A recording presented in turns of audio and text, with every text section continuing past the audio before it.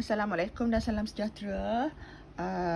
Dalam video ini cikgu akan terangkan satu eksperimen bagaimana siri kereaktifan logam ini disusun. Sebagaimana yang disebut sebelum ini, siri kereaktifan logam ini disusun berdasarkan tindak balas logam dengan oksigen. Jadi kalau logam itu bertindak balas dengan aktif, contohnya maknanya bila dia bertindak balas dengan oksigen, dia menghasilkan cahaya yang terang, maka dia dikatakan lebih reaktif. Kalau dia bertindak balas dengan oksigen, hanya menghasilkan bara ataupun tindak balasnya perlahan, maka dia dianggap dia kurang reaktif. Logam itu kurang reaktif. Dan kedudukan susunan tu begini ya. Di sini dia kata kalau ke sebelah kanan kereaktifan logam terhadap oksigen semakin bertambah, maknanya dari kiri ke kanan ni makin lama kereaktifan logam itu semakin bertambah. Okey. Jadi eksperimennya ni sebenarnya ada dalam buku teks, okey, tapi tak apa, lepas ni nanti sebab buku teks ni dia tidak memberikan hasil ya. Tak apa, nanti saya terangkan dulu eksperimennya. Jadi untuk hasil kita rujuk buku rujukan lah. Okey, saya gunakan gambar rajah ini dulu. Okey, di sini adalah satu eksperimen untuk kita menerangkan macam mana kita nak dapatkan kita nak tengok macam mana sama ada logam yang kita gunakan tu reaktif ke tak reaktif bila bertindak balas dengan oksigen. Okey, cuma di sini kedudukan radas ni agak unik sedikit kerana macam yang kita tahu, untuk sesuatu bahan itu bertindak balas, kita kena campurkan dia. Jadi kita akan sediakan satu radas yang sebegini. Okey, persoalannya kenapa dia mesti letak tabung didih ini baring? Okey, kita fikirkan bersama ya. Okey, sekarang ni kalau kita nak buat tindak balas dengan oksigen, okey, katalah kita ada satu tabung uji atau tabung didih. Okey, dan kita nak campurkan satu logam dan kita nak campurkan dengan oksigen. Okey, logam ni tak ada masalah, kita boleh masukkan dengan sudu, lepas tu logam tu akan duduk di dasar tabung uji. Tapi oksigen ni gas. Jadi kita tak boleh tuang oksigen tu. Kalau kita tak boleh tuang pun sebab dia gas, macam mana nak tuang? Jadi cara yang kita gunakan untuk tindak balas ini adalah dengan kaedah begini. Alright. Di sini kita akan sediakan satu tabung didih atau tabung uji yang dibaringkan. Okey. Dan di hujung ini kita ada satu bahan, nama dia hablokalium magnat 7. Okey, keistimewaan hablokalium magnat 7 ini adalah sekiranya dipanaskan dengan kuat, dia boleh menghasilkan gas oksigen. Okey, jadi kalau kita bakar ni, oksigen akan dihasilkan dan oksigen akan perlahan-lahan mengalir dalam tabung uji atau tabung didih ini dan boleh keluar. Ya, sebab gas selalunya dia akan cuba keluarlah daripada ruangannya. Biasanya dia akan keluarlah sebab sini ada mulut tabung uji ni kan. Jadi oksigen yang terhasil apabila hablo ni dipanaskan, dia akan lalu dalam tabung uji ni. Okey. Kemudian di sebelah ni kita letak wool kaca. Wool kaca ni awak bayangkan macam kapas lah. Tapi kapas tu dibuat daripada kaca, sebab kalau kapas biasa tu, kalau nanti kita bakar tabung didih ni, takut kapas tu terbakar sekali. Jadi wool kaca ni macam kapas tetapi dia buat daripada kaca, so dia tak akan terbakar lah. Okey, tujuan apa wool kaca ni? Sebab sebelah sini kita nak letakkan logam yang kita nak tindak balaskan dengan oksigen tadi. Jadi logam tu kita letak kat sini, tengah ni ada wool kaca, belakang ni ada hablokalium magnat 7. Okey, jadi hablo atau sebutlah, kadang-kadang hablo ni maknanya dia lebih kasar macam gula sebut macam hablo gula, dia lebih kasar. Kalau serbuk tu dia lebih halus lah. Okey, jadi untuk mengelakkan dua logam dengan hablo ni bercampur, kita letak wool kaca. Okey, jadi kerana kita nak panaskan tabung didih ni, kita dirikanlah dia pada kaki retort. Tak boleh nak pegang ya, sebab panas.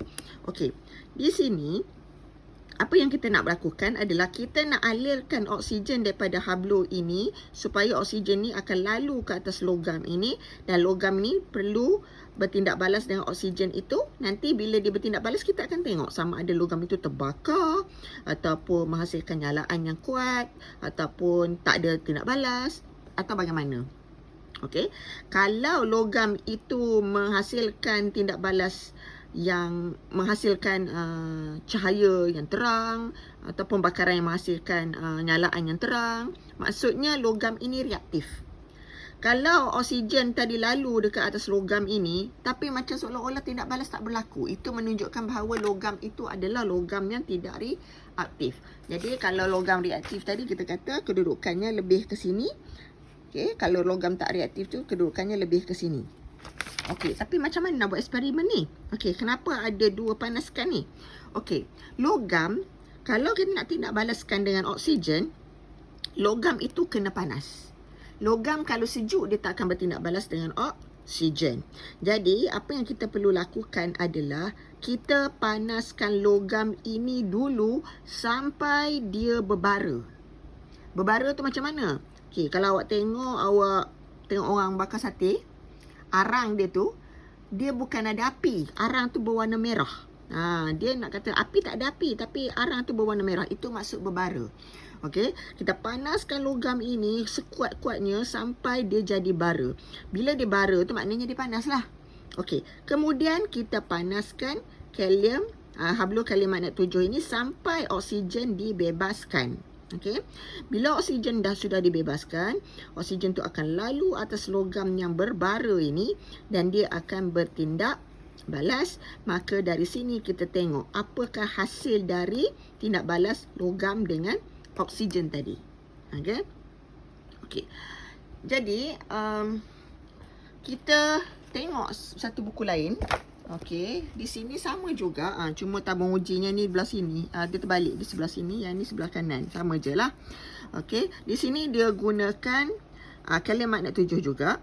Okey, tapi dia tak sebut hablo atau sebut lah mana-mana lah. Okey, wool kaca sebut logam. Okey, sebut logam apa yang nak digunakan. Sebut logam ni kita boleh tukar-tukar dan juga dipanaskan. Saya ingatkan lagi sekali, kena panaskan logam dulu. Okey, mungkin awak akan kata, kenapa kita tak panaskan kalium magnat 7 dulu? Kan boleh juga, kan? Jawapannya tak boleh. Sebab apa? Kalium magnat 7 ni, bila kita panaskan, dia akan terus mengeluarkan oksigen. Oksigen tu akan terus keluar. Okey, kalau awak panaskan dia dulu, baru nak panaskan logam, takut nanti oksigen ni bila dia dah keluar, awak baru nak panaskan logam itu tak sempat panas, oksigen ni dah habis. Okey, jadi tak boleh. Kena panaskan logam dulu, bila dia dah panas, baru panaskan kalium magnat 7 ini, oksigen tu akan lalu di atas logam yang panas. Baru dia boleh bertindak balas. Okey. Jadi, di sini, di sini adalah satu contoh di mana logam ini kita boleh tukar-tukarkan. Okey, contoh kat sini. Kalau dia letak magnesium, dia panaskan kalium magnat 7, dia panaskan magnesium ni dulu. Lepas dia panaskan magnesium sehingga berbara, dia panaskan kalium magnat 7, oksigen dikeluarkan. Dan bila oksigen itu lalu di atas logam, apa yang berlaku di sini? Tengok. Tindak balas dengan oksigen, magnesium ya. Logam bernyala dengan amat cepat dan terang dengan api putih berkilau. Maknanya dia menyala macam ni lah. Macam dalam gambar tu. Tunjuk balik ya. Dia menyala dengan api putih berkilau. Macam berkilat. Api dia berkilat terang. Okey. So, itu maknanya magnesium. Okey, magnesium bila bergabung dengan oksigen, dia dapat magnesium oksida. Okey. Jadi ini hasil. Okey, cuba kalau kita tukar dengan aluminium. Kalau dengan aluminium, dia terbakar juga, tapi logam bernyala dengan cepat dan terang. Okey. Kalau letak zinc, dia kata terbakar dengan nyalaan biru berkilauan. Okey, hasilnya sama juga, magnesium oksida, aluminium oksida, zinc oksida. Sebab apa-apa logam yang bertindak balas dengan oksigen, dia akan dapat oksida. Logam itu Okey. Cuba awak banding 3 ni dulu. Yang ini bernyala amat cepat terang dengan api putih berkilau. Yang ini bernyala dengan cepat dan terang. Yang ini terbakar dengan nyalaan biru. Okey, nyalaan putih dengan nyalaan biru sebenarnya putih lagi. Nyalaan putih itu maknanya menunjukkan dia lebih cepat terbakar. Putih dan terang. Putih ni maknanya nyalaan dia kuat lah. Okey, jadi kalau ferrum pula, Logam membara dengan nyalaan kuning yang kecil. Maknanya bila letak ferrum atau besi kat sini, logam ni tadi hanya menyala dengan nyalaan kuning yang kecil. Maknanya dia tidak terbakar dengan aktif. Dia tak terbakar dengan cergas. Okey. So plumbum pula logam membara dengan malap. Dia membara, ada nampak bara-bara tapi nampak ada tak ada malap. Maknanya daripada sini kita nampak kalau oksigen tu bertindak balas dengan magnesium, dia sangat hebat. Bila dia terbakar dengan ferrum, dia tak berapa sangat. Dia cuma berbara dengan nyalaan kuning yang kecil.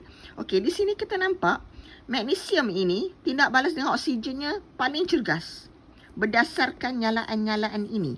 Yang ini nyalaan amat cepat dan terang. Okey, aluminium. Nyalaan cepat dan terang saja. Okey. Dia api putih berkilau ni maknanya dia lebih cergas daripada nyalaan yang cepat dan terang ni. Okey. Kemudian zinc. Terbakar dengan nyalaan biru. Nyalaan terang dengan nyalaan biru, sebenarnya nyalaan terang ni lebih cergas. Okay.